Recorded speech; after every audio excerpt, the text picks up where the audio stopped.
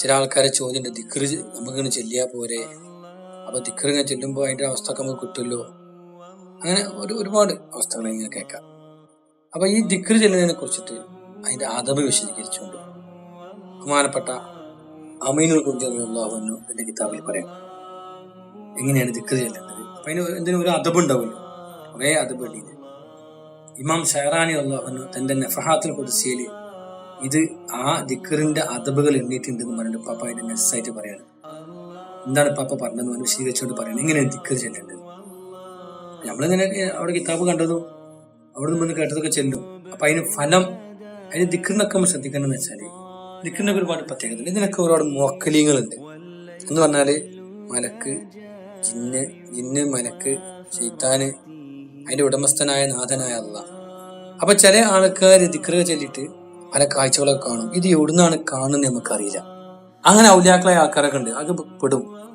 ഒരാള് ആത്മാർത്ഥമായി പണിയെടുക്കുമ്പോൾ ആദ്യമായി പ്രത്യക്ഷപ്പെടേണ്ടത് കാഫിർ ജിന്നാണെന്നാ. പല കോലത്ത് പ്രത്യക്ഷപ്പെടും.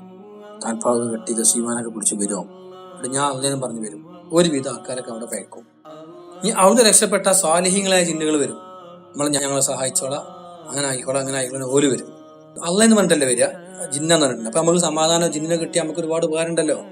ഓര് നമ്മളെ സഹായിക്കും. പക്ഷെ ഒരു പ്രതിഫലം വാങ്ങൂല്. ഞമ്മക്ക് തന്നെ തയ്യില്ല, പിന്നെ അവർക്ക് കൊടുക്കാൻ പറ്റുമോ?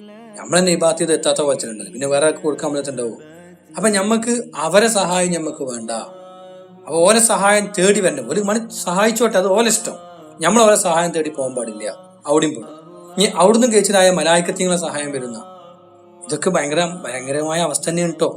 ഇതൊന്നും എന്തല്ല, ഈമാനല്ല.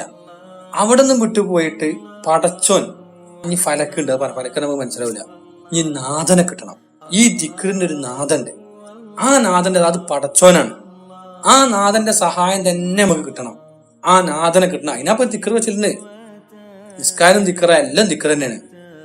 അള്ളാഹ് ഓർക്കാത്ത നിസ്കാരാവോ?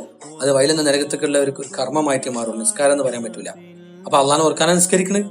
അപ്പൊ ആ ഓർക്കൽ നടക്കണമെങ്കിൽ എങ്ങനെ ഓർക്കണം? അപ്പൊ നാഥനെ കിട്ടണമെങ്കിൽ എങ്ങനെ, ഈ ശൈത്താന്മാരൊക്കെ മറികടന്ന് പോകണമെങ്കിൽ എങ്ങനെ വേണം? അതാണ് ഒരു ഷെയ്ഖിനെ കിട്ടണം എന്ന് പറയാൻ കാരണം. അല്ലാതെ ഒരു ഷെയ്ഖിനെ ഉണ്ടാക്കി പ്രചരിപ്പിക്കാനല്ല.